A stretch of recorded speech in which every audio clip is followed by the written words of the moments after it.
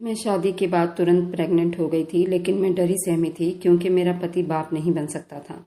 जब ये खबर मेरे पति को पता चली तो उसने मुझे डिवोर्स देने की धमकी दी, मगर मेरे ससुर जी ने मेरे पति को रोक दिया था और कहा कि जब तक मेरी बहू बच्चा नहीं जन्म दे देती, जब तक उसे इस घर से नहीं निकाला जाएगा। बच्चे के चेहरे से मालूम हो जाएगा कि वो किसका बच्चा है। 9 महीने के बाद जब मैंने बच्चे को जन्म दिया तो मेरे सर पर आसमान टूट पड़ा था, क्योंकि वो बच्चा तो मेरी विदाई में अभी 1 घंटा बाकी था जब माँ मेरे पास आई और मुझसे कहने लगी, अपना ख्याल रखना, ये राज किसी को भी मत बताना, तभी तुम अपने ससुराल में सुखी रह पाओगी, वरना तेरे ससुराल में तेरा जीना मुश्किल हो जाएगा, जैसे यहाँ तेरे भाइयों ने किया हुआ है। माँ की बात सुनकर मुझे वो याद आने लगा जिसके लिए मैंने अपना सब कुछ बर्बाद कर दिया था। उसने मुझे कितने सपने दिखाए थे और अब मेरी जिंदगी ने जो पलटी मारी थी उसने मेरी किस्मत ही बदल कर रख दी थी। मेरा नाम अनीता है। मेरी मुलाकात अंबर से 2 साल पहले हुई थी, जब मैं कॉलेज जाती थी और उसने पहली बार मेरी मदद की थी। मैं सड़क के किनारे खड़ी थी, दूसरी तरफ जाना चाहती थी, लेकिन ट्रैफिक बहुत ज़्यादा थी कि मैं घबरा रही थी। तभी पीछे से मुझे किसी ने आवाज़ दी थी कि क्या आपको मेरी मदद चाहिए। मैं जैसे ही पीछे देखा तो काफ़ी जवान सा लड़का मुझे मुस्कुराकर देख रहा था। मैंने कुछ भी ना कहा और जल्दी ही अपना सर हाँ में हिलाया, क्योंकि मैं मजबूर थी। अगर मजबूरी ना होती तो मैं किसी भी लड़के की मदद कभी ना लेती, क्योंकि मुझे अपने भाइयों का पता था। उस लड़के ने मेरी मदद की और यूं मैं सड़क की दूसरी तरफ आ गई थी। पर जैसे ही घर आ गई मेरे भाइयों ने कोहराम मचा दिया। मेरा छोटा भाई गली में गुंडा समझा जाता था, न जाने उसे कैसे पता चल गया, लेकिन घर जाते के साथ ही उसने मुझे बालों से दबोचा और कहने लगा कि किसके साथ मुंह काला कर रही थी। वह कौन था, उसकी बात सुनकर तो मेरा दिमाग कांपने लगा था। ऐसा लग रहा था जैसे उस लड़के की मदद मांगकर मैंने बहुत बड़ी गलती कर दी। मैंने भाई को सब सच सच बता दिया। जैसा तुम सोच रहे हो वैसा कुछ भी नहीं है, वह तो मेरी मदद कर रहा था।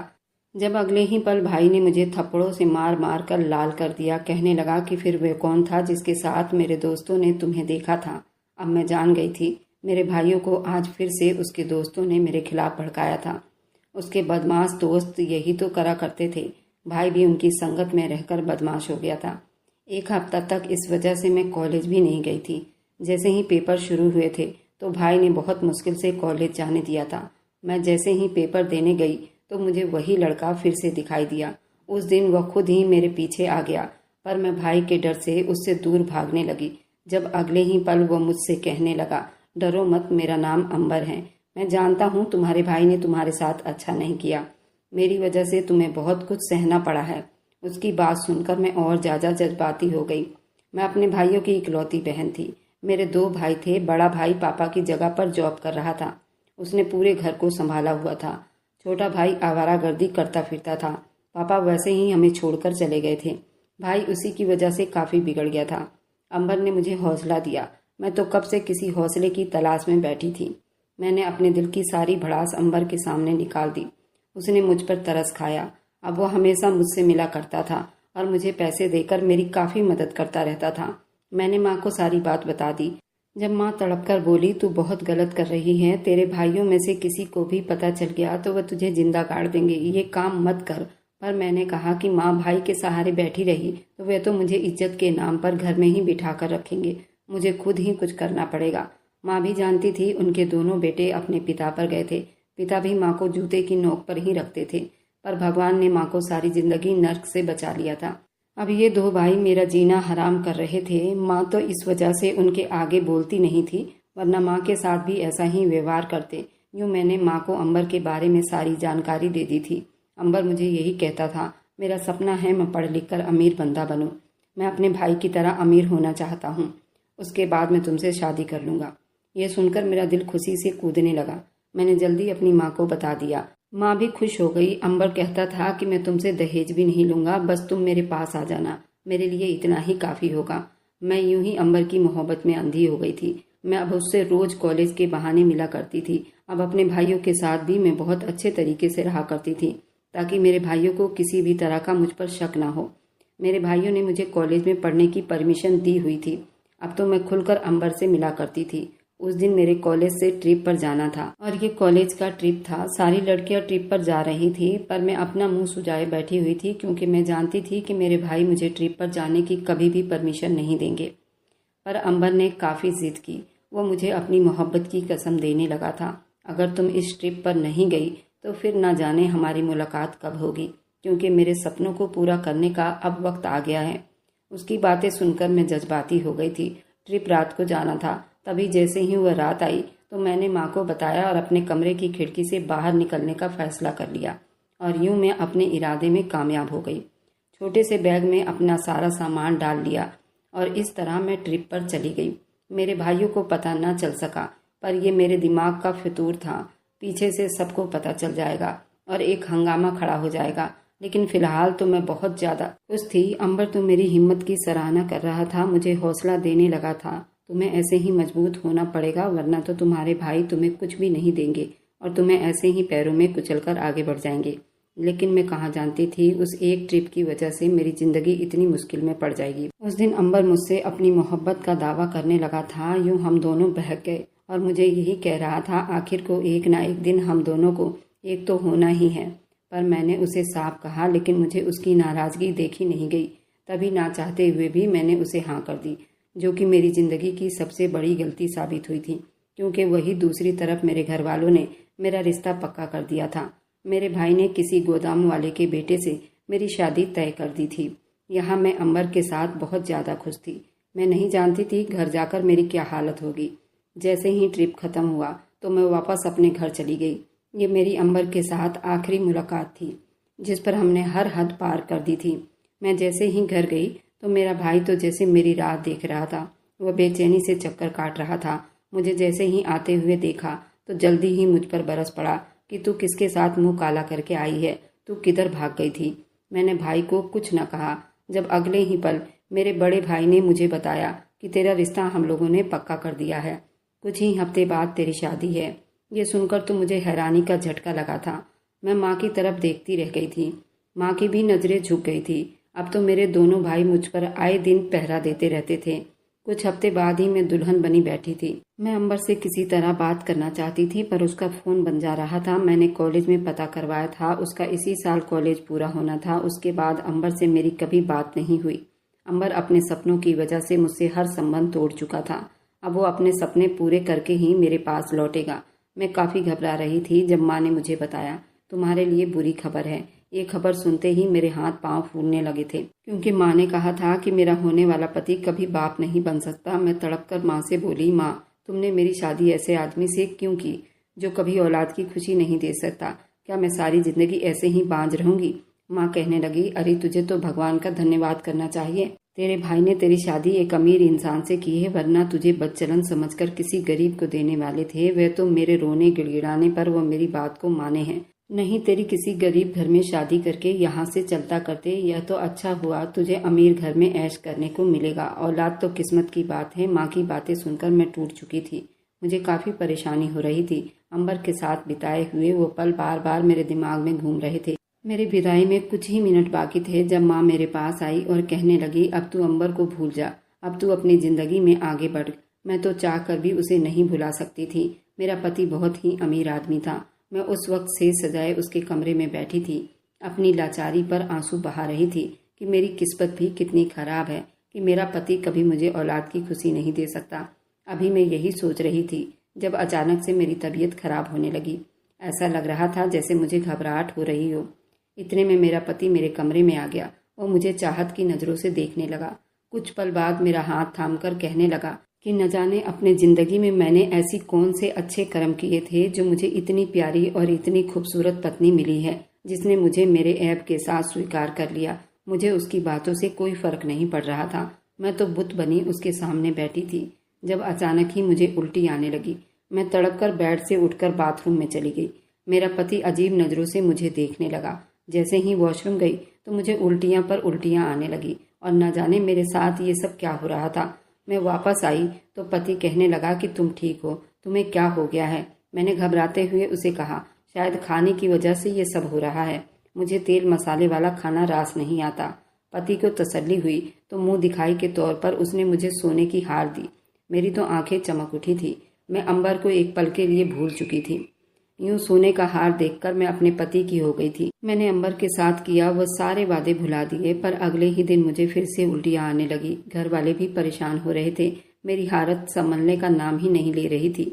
ससुर जी ने मेरे पति को कहकर अस्पताल भिजवा दिया। मेरे पति ने जैसे ही मेरा चेकअप करवाया तो डॉक्टर ने ऐसी खबर सुनाई कि मेरे पैरों तले से जमीन निकल गई। वो मुझे गुस्से से देख रहा था, जबकि मैं तो जान गई थी समस्या क्या है। मुझे अंबर के साथ बिताए वो पल याद आने लगे। मुझसे इतनी बड़ी गलती हो गई थी जिसका भुगतान अब मुझे सारी जिंदगी भुगतना पड़ता। पति जैसे ही घर आया तो सबके सामने मुझ पर उंगली उठाकर कहने लगा, बताओ ये पाप किसका है, किसके साथ तुमने अपना मुंह काला किया है। उसकी बात पर मैं घबरा गई। मैंने पति को कहा कि मेरा भरोसा करो, ऐसा कुछ भी नहीं है, पर अंदर से तो मैं ही जानती थी कि मैं झूठ बोल रही हूँ। पति ने मुझसे मुंह फेर लिया। हर कोई अपने कमरे में चला गया। मुझे अंबर की याद आने लगी, क्योंकि मैं जानती थी ये बच्चा अंबर का ही है। मैं थक कर वापस अपने कमरे में आ गई। मेरे पास अंबर की फ़ोटो थी। फ़ोटो निकालकर मैं अब उसे शिकायत करने लगी थी। तुम कहाँ चले गए हो? तुम तो मुझसे कहते थे तुम मुझसे शादी कर लोगे। क्या तुम्हारे सपने इतने प्यारे थे? तुमने मुझे एक नज़र देखना अच्छा नहीं समझा कि मैं किस हाल में हूँ? प्लीज़ वापस आ जाओ। देखो मेरे साथ क्या हो गया है। मैं तुम्हारे बच्चे की माँ बनने वाली हूँ। अगर मैं सबको सच्चाई बताती तो सब मुझे घर से निकाल देंगे। मेरा भाई तो मुझे मार कर रख देगा। मैं ऐसे ही अंबर से बातें कर रही थी जैसे उसकी तस्वीर नहीं बल्कि वह खुद मेरे सामने खड़ा हो।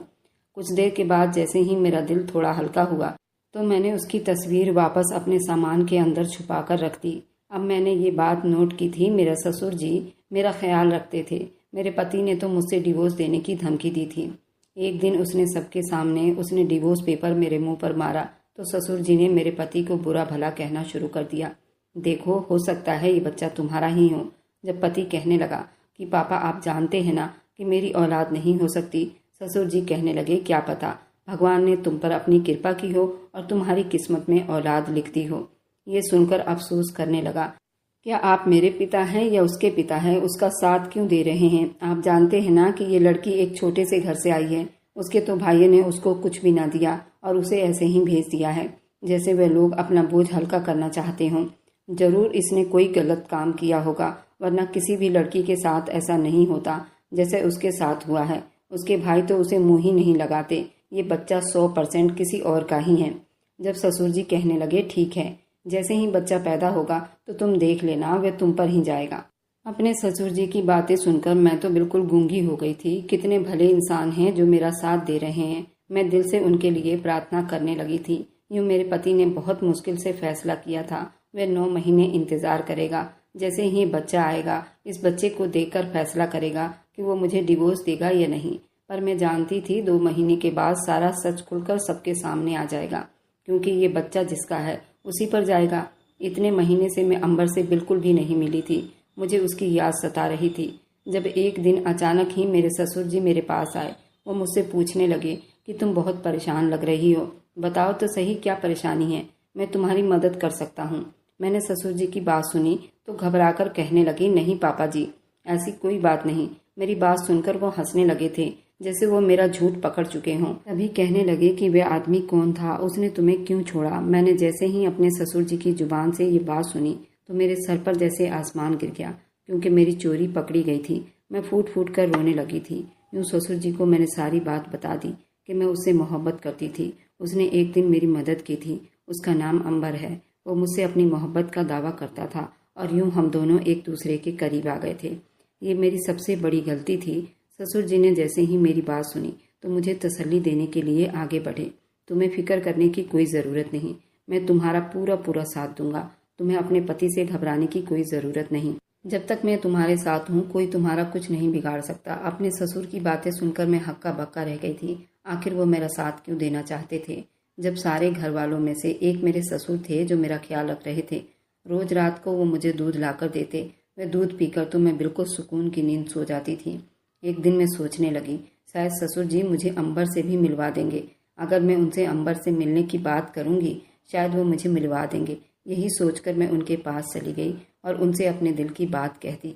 पर ससुर जी कहने लगे, बेटा ऐसा नहीं हो सकता, तुम्हें कुछ टाइम इंतजार करना होगा। जब ठीक वक्त आएगा और ये बच्चा इस दुनिया में आ जाएगा तो मैं तुम्हें अंबर से मिलवा दूंगा। मैं ससुर जी की बात सुनकर खुश हो गई थी, पर मैं ना जान सकी आखिर ससुर जी मेरा इतना साथ क्यों दे रहे हैं। मुझे आज तक मालूम नहीं हुआ अंबर कहाँ पर है। मैं पछता रही थी। पति अब मुझसे अलग अलग रहने लगा था। जैसे अब तो वह उसी का इंतजार कर रहा था कि कब मेरी डिलीवरी होगी और वह बच्चा सबके सामने आ जाएगा। जैसे जैसे ये दिन बीत रहा था वैसे वैसे मेरी घबराहट और बढ़ती जा रही थी।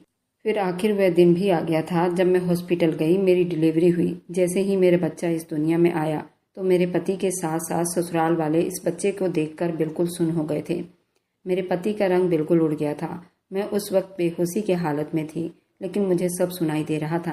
कैसे सब मेरे बच्चे को देखकर खुश हो रहे थे। उनकी खिलखिलाहट मेरे कानों में गूंज रही थी। मुझे काफ़ी हैरानी हुई थी। आखिर ऐसा कैसे हो सकता है? वह बच्चा तो अंबर और मेरा था। जैसे ही मुझे होश आया तो पति कहने लगा कि मुझे माफ़ कर दो। मैंने उससे कहा कि आप मुझसे किस बात की माफ़ी मांग रहे हैं। जब वो कहने लगा, मैंने तुम पर बहुत बड़ा इल्ज़ाम लगा दिया था, ये बच्चा तो मेरा ही है। अपने पति की बात सुनकर तो मेरे पैरों तले से ज़मीन निकल गई थी, क्योंकि जब ये बच्चा मेरी गोद में आया और जब मैंने अपने बच्चे को देखा तो मेरा होश ही उड़ गया था।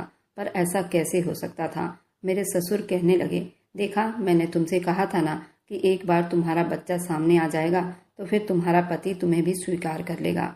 मैं अपने ससुर से कहने लगी कि आप तो सारी सच्चाई जानते हैं, ये बच्चा मेरे पति का नहीं है, बल्कि ये तो अंबर का है। ससुर जी बोले, अब बीती हुई बातों को भुला दो, अपनी जिंदगी में आगे बढ़ जाओ और इस सच्चाई को किसी को भी ना बताना।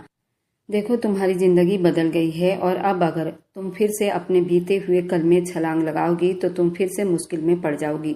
इसलिए अच्छा होगा अपने बच्चों की चुपचाप परवरिश करो, अपने पति के साथ अच्छी जिंदगी बिताओ। मैं अंदर ही अंदर अंबर को याद करने लगी। मैंने फैसला कर लिया था, मैं इस बच्चे का टेस्ट करवाऊंगी ताकि मुझे पक्का पता चल जाए कि ये बच्चा अंबर का ही है। यही सोचकर मैं खुफिया तरीके से अपने बच्चे का टेस्ट करवाया, लेकिन जैसे ही रिपोर्ट मेरे सामने आई तो मेरे पैरों तले से ज़मीन निकल गई, क्योंकि अब सच्चाई मेरे सामने थी। लेकिन सब घर वाले खुश थे, इसलिए सच्चाई को मैंने दबा लिया। पर ऐसा कैसे हो सकता है? अगर ये बच्चा मेरे पति का नहीं था तो ये बच्चा मेरे पति की शक्ल पर कैसे गया था? और सब ससुराल वालों को ऐसा क्यों लग रहा था कि उसकी शक्ल हूबहू मेरे पति जैसी है? इस बात ने मुझे काफ़ी परेशान किया हुआ था। मैं अभी भी रातों को उठ कर अंबर की फ़ोटो से बातें करती थी। ये तो मेरी आदत सी बन गई थी। मैं अंबर को बताती थी, देखो तुम्हारा बच्चा कितना बड़ा हो गया है, जबकि मेरी शादी को 2 साल हो गए थे। मैंने भी ये महसूस किया था। मेरा बेटा बिल्कुल अपने पिता पर गया था, लेकिन ये लोग दावा कर रहे थे कि ये मेरे पति पर गया है। एक शक्ल के 2 लोग कैसे हो सकते हैं? 2 साल बाद पहली बार मैंने अपने ससुराल में हलचल देखी। हर तरफ अफरा तफरी मची हुई थी, जैसे न जाने कोई आ रहा हो। मैंने अपने ससुर जी से पूछा, क्या कोई आ रहा है? तो कहने लगे, हाँ, तुम्हारे पति का छोटा भाई आ रहा है। मैंने काफ़ी परेशान हो गई थी, क्योंकि कभी भी किसी ने भी मुझे उसके बारे में नहीं बताया था कि उसका छोटा भाई भी है। पहली बार ही मैंने अपने पति के छोटे भाई की बातें सुनी थी। मैंने अपने पति से पूछा कि आपने मुझसे ये बातें क्यों छुपाई? तो पति चीख उठा था, खबरदार, जो तुमने उसे मेरा भाई कहा, मैंने उसे कब का मुर्दा मान लिया है। मैंने उसकी शादी अपने दोस्त के बहन से लगवाई थी और उसे धोखा देकर न जाने कहाँ भाग गया है। वो मेरा भाई बिल्कुल भी नहीं है। मेरा भाई होता तो मेरी बात और मेरी लाज जरूर रखता, पर पापा की वजह से मैंने उसे छोड़ा हुआ है, नहीं तो मैं कब का उसे ढूंढ चुका होता। उसी के नाम पर आज तक मेरी दोस्त की बहन बैठी हुई है, उससे बहुत मोहब्बत करती है। अगर उस लड़की से उसे शादी नहीं करनी थी तो वह साफ मना कर सकता था। सगाई हो जाने के बाद न जाने कहाँ गायब हो गया। अगर तुम उसके सामने गई तो मुझसे बुरा कोई नहीं होगा। मैंने उससे हर संबंध तोड़ लिया है। मेरे पापा उससे सबसे ज़्यादा प्यार करते हैं, जबकि सारा घर मैं चलाता हूँ। मेरे छोटे भाई की आदत बहुत ख़राब है। अब तक वह कितनी लड़कियों को अपने प्यार की जाल में फंसा चुका है, और अब वह पापा की वजह से इस घर में वापस आ रहा है और तुम उसके सामने बिल्कुल भी नहीं जाओगी। उसकी नज़र ठीक नहीं है। मैंने उसकी सगाई अपने दोस्त की बहन से इसलिए करवाई थी ताकि वह ये सब छोड़ दे, लड़कियों के चक्कर में ना पड़े। नंदिता बहुत ही समझदार और खूबसूरत लड़की है। इतनी खूबसूरत होने के बाद भी उसे नंदिता पसंद नहीं। मेरी कसम है तुम्हें, उसके सामने बिल्कुल भी नहीं जाओगी। जब मैंने उसके मुंह से उसके छोटे भाई की इतनी बुराई सुनी तो मैं डर गई थी और हक्का बक्का रह गई। कैसा भाई है? मैं जान गई थी मेरा पति तो भूल कर भी मुझे अपने देवर से मिलने नहीं देगा, और ऐसा ही हुआ था, क्योंकि जैसे ही मेरा देवर आया तो मेरा पति मुझे कमरे में बंद करके चला गया था, जबकि वह उदय को अपने साथ ही ले गया था। इसे मैं उसके चाचा से मिलवा दूंगा, पर मैं नहीं चाहता मेरे बदमाश भाई की नज़र तुम पर पड़े। यूं मैं आधी रात तक अपने पति का इंतजार करती रही। आधी रात को मेरा पति आया। मुझे काफ़ी हैरानी हुई थी। वह 2 दिन ऐसे ही बीत गए थे। मेरे पति ने मुझे बाहर निकलने ना दिया था। एक दिन मेरे ससुर जी मुझसे कहने लगे, चलो अब वक्त आ गया है, मैं तुम्हें अंबर से मिलवा देता हूँ। मैंने अपने ससुर जी से कहा, आप ये सब कैसे करेंगे? आपको क्या पता अंबर कहाँ है? ससुर जी कहने लगे, तुम फिक्र ना करो, मैंने सारा इंतजाम कर लिया है, तुम बस मेरे साथ चलो। ससुर जी उदय को उठाए मुझे लेकर किसी होटल में आ गए। मैं जैसे ही वहां गई तो अपने सामने अंबर को देखकर मेरे रोंगटे खड़े हो गए थे। मुझे यकीन नहीं आया कि वो मेरे सामने खड़ा है। ससुर जी तो वापस चले गए, जबकि मैं अंबर से लगकर बिलक बिलक कर रोने लगी थी। तुमने मेरे साथ ऐसा क्यों किया? तुम्हारे बाद मेरी जिंदगी कितनी बदल गई थी। मैंने कितना कुछ बर्दाश्त किया है, तुम नहीं जानते। पर अंबर ने मेरी बात का कोई जवाब न दिया, बल्कि अगले ही पल उसने मुझे खुद से अलग कर दिया।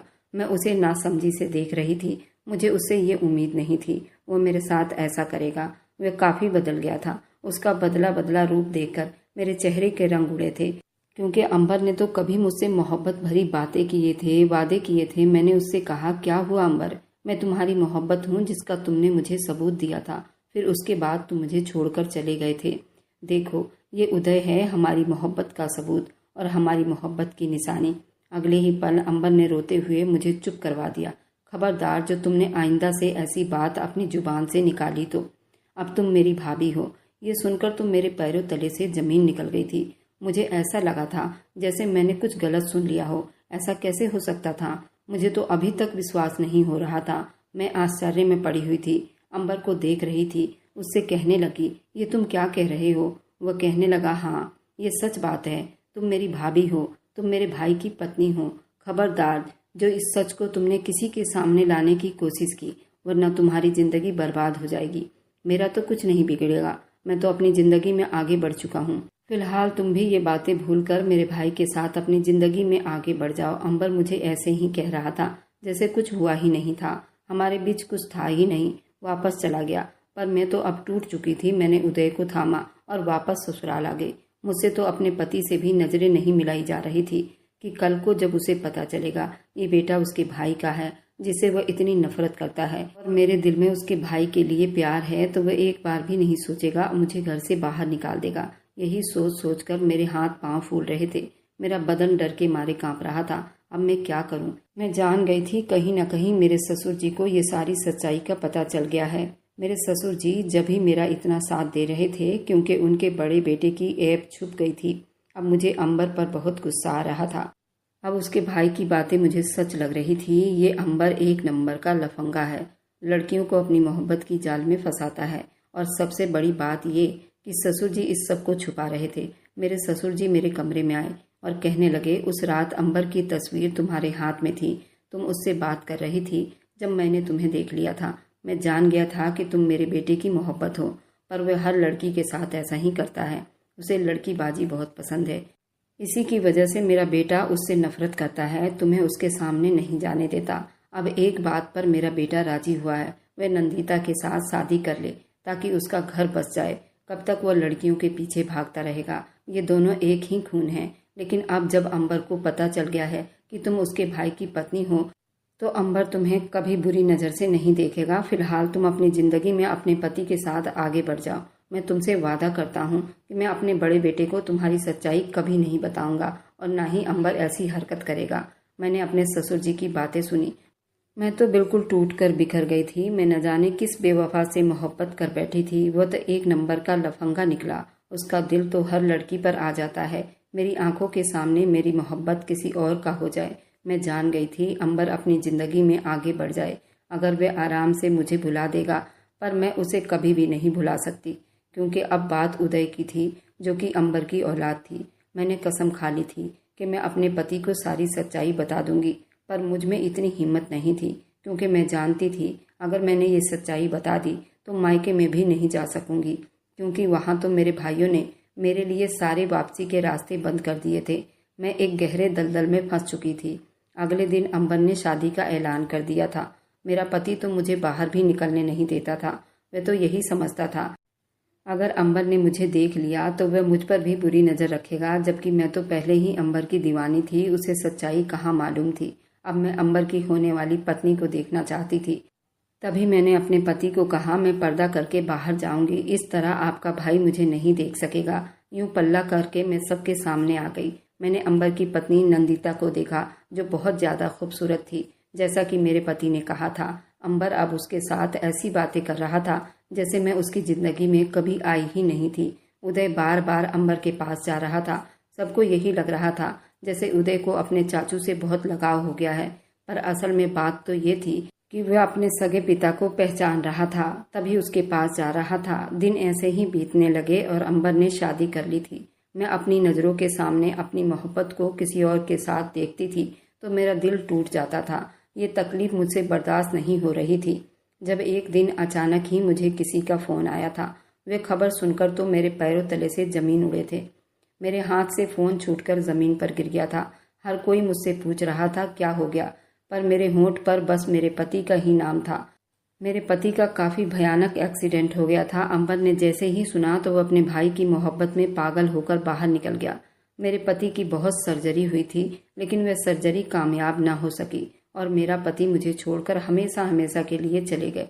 ये सदमा काफ़ी गहरा था। मुझे ऐसा लगता था जैसे मैंने अपने पति से बेवफाई की है। मैं उसकी ज़िंदगी में उसे इतनी बड़ी सच्चाई छुपाई थी और उसे इतने बड़े धोखे में रखा था। मैं काफ़ी शर्मिंदा थी। मेरे पति के साथ बिताए गए दिन मुझे बार बार याद आ रहे थे। अंबर मुझे काफ़ी हौसला देता था। मैं जानती थी वो मुझे भाभी समझता है, यही समझकर मुझे हौसला देता। मुझे उसका ये हौसला देना बिल्कुल भी बर्दाश्त नहीं था। तभी मैं एक झटके से उसे खुद से दूर धकेल देती थी। अपना ये फर्जी एहसान अपने पास ही रखो, मुझे उसकी कोई ज़रूरत नहीं। अमर ने उदय को संभाल लिया था, पर मैंने भी फैसला किया था मैं अपने पति से अब और ज़्यादा बेवफाई नहीं करूँगी। तभी मैंने उसी घर में रहने का फैसला किया था। लेकिन मैं इतना जान गई थी कि अब अंबर को मेरा एहसास होता है, क्योंकि कहीं न कहीं वह भी मुझसे मोहब्बत करता था। उसके दिल में अभी भी मेरे लिए वही मोहब्बत थी। वह बात अलग थी, उसने वह मोहब्बत अपने दिल के किसी कोने में संभाल कर रखी थी। पर अब जैसे ही मेरे पति की मृत्यु हो गई और मैं विधवा हो गई थी, तो उसकी वह मोहब्बत फिर से जागने लगी। तभी वो मेरा ख्याल रखता था। उदय को तो वह बिल्कुल पिता वाले ही प्यार देता था, जबकि मेरे ससुर जी भी जानते थे ये सब सच्चाई क्या है। तभी एक दिन ससुर जी मेरे पास आए, मुझे जगाकर कहने लगे, बेटी अब वक्त आ गया है, दोनों फिर से शादी कर लो और एक हो जाओ, तुम्हारी अधूरी मोहब्बत भी पूरी हो जाएगी। मैंने जल्दी अपने ससुर जी को चुप करवाया। मैं ऐसा बिल्कुल भी नहीं करूँगी। ऐसा करके मैं अपने मरे हुए पति को तकलीफ नहीं पहुँचाऊँगी।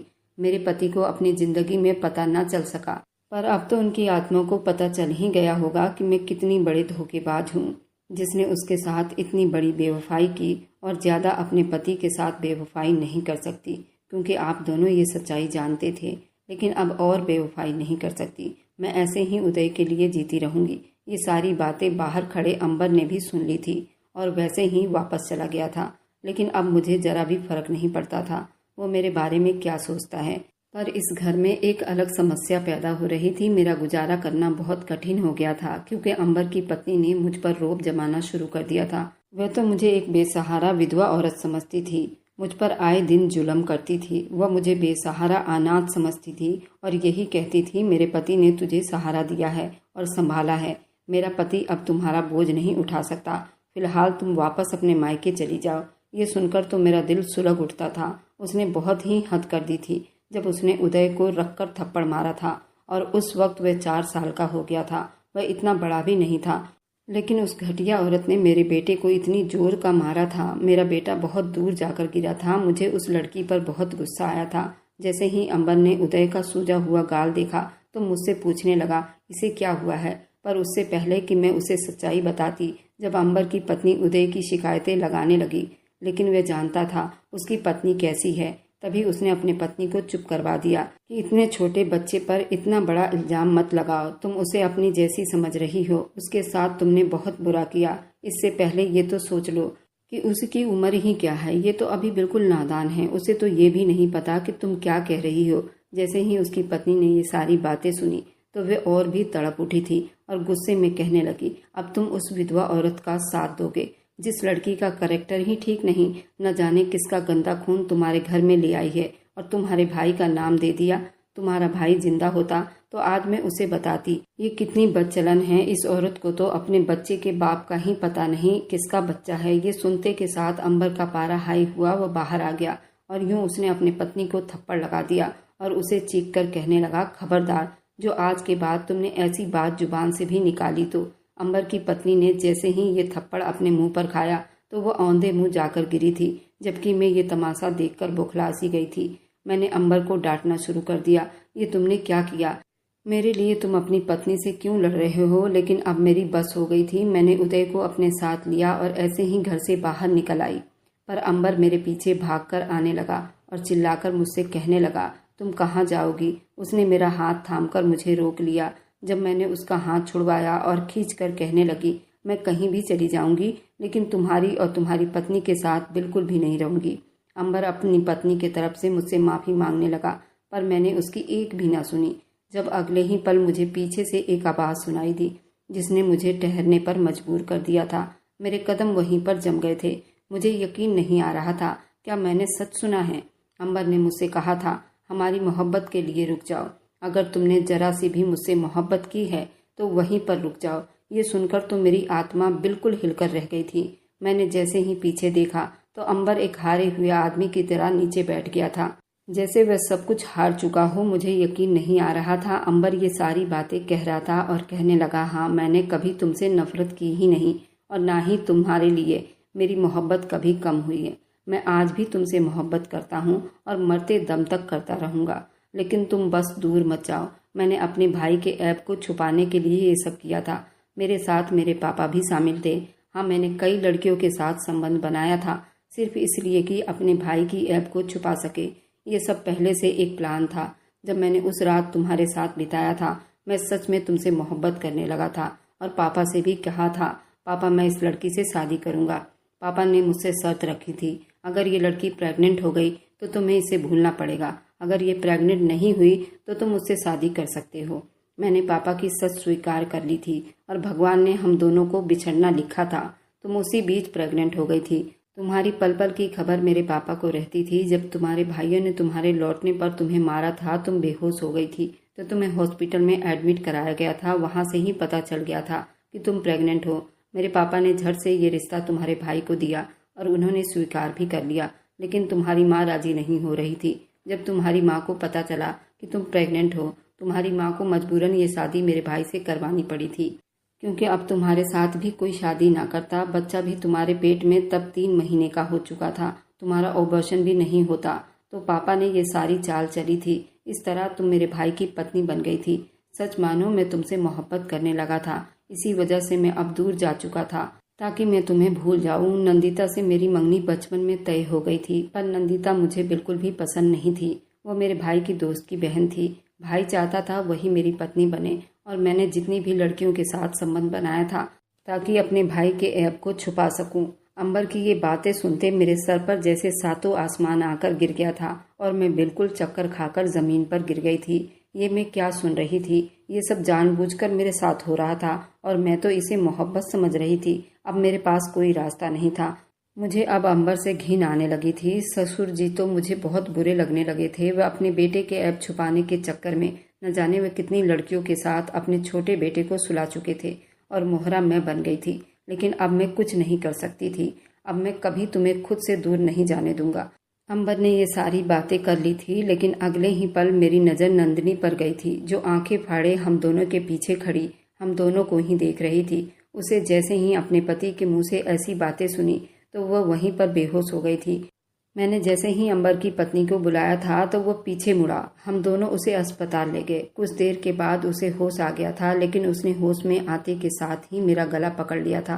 कहने लगी थी कि मनहूस औरत, तुमने मेरा घर उजाड़ दिया।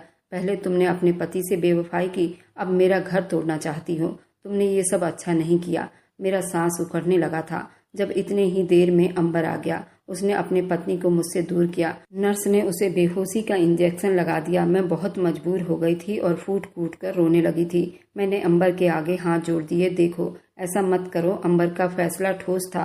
वह कह रहा था, मैं तुमसे शादी करूंगा। इस बात को सुनकर मेरी आत्मा तक हिल गई थी। मुझे समझ नहीं आ रहा था मैं क्या कहूँ, लेकिन वो मुझे ज़बरदस्ती अपने साथ ले गया। हम दोनों ने शादी कर ली। उसके बाद वो मुझे एक फ्लैट में लेकर आया था। शायद वो फ्लैट उसी का था जहाँ वो पहले रहता था। मैं अब उस फ्लैट में उसका इंतज़ार करने लगी। एक हफ्ते के बाद वो मेरे पास लौटा था। जब मेरा हाथ थाम कर कहने लगा, मुझे माफ़ कर दो, मैंने तुम्हें लेकर बहुत लापरवाही कर दी थी, मुझे ये सब नहीं करना चाहिए था। मैं जानता हूँ कि तुम मुझे माफ़ नहीं करोगी क्योंकि मैंने तुमसे ज़बरदस्ती शादी की है, पर हो सके तो मुझे माफ़ कर देना। मैं कब तक अंबर से नाराज़ रहती। आखिर वो मेरे बच्चे का बाप था। उससे मैं सच्ची मोहब्बत की थी। उसने और उसके पिता ने तो मेरे साथ धोखा किया था। मैंने उसे माफ़ कर दिया। अब मैं उसकी दूसरी पत्नी बन गई थी। उसके साथ ही रहती थी, जबकि अंबर ने अपनी पहली पत्नी को भी संभाल लिया था। अंबर हम दोनों को पूरा पूरा वक्त देता था। हम दोनों के बीच में कोई भी फ़र्क नहीं करता था। मैं जानती थी कि मैंने अपने पति से बेवफाई की थी। मैं उसकी गुनहगार हूँ और मुझे उसकी सज़ा ज़रूर मिलेगी। आप लोग बताइए, क्या मैं अंबर के साथ रह रही हूँ सही है या गलत? कमेंट में ज़रूर बताना। और मेरी वीडियो जहाँ कहीं से भी आप लोग देखते हैं, कमेंट में अपने शहर और राज्य का नाम ज़रूर बताएं। मुझे आप लोगों के कमेंट पढ़ने में बहुत आनंद आता है और उन सभी का मैं बहुत बहुत धन्यवाद करना चाहती हूँ जो लोग मेरी वीडियो को देखते हैं, लाइक करते हैं और शेयर करते हैं। अगर आपको आज की कहानी पसंद आई है तो वीडियो को ज़रूर लाइक कीजिएगा और अपने दोस्तों के साथ शेयर भी कीजिएगा। और हाँ, अगर आपने अभी तक हमारे चैनल को सब्सक्राइब नहीं किया है तो ज़रूर सब्सक्राइब कर लें। मिलते हैं हम अपनी कल की एक और नई दिलचस्प कहानी के साथ। मुझ पर सदा अपना प्यार और स्नेह बनाए रखें। सभी को मेरा प्यार भरा नमस्कार दोस्तों। खुश रहें, स्वस्थ रहें, मस्त रहें।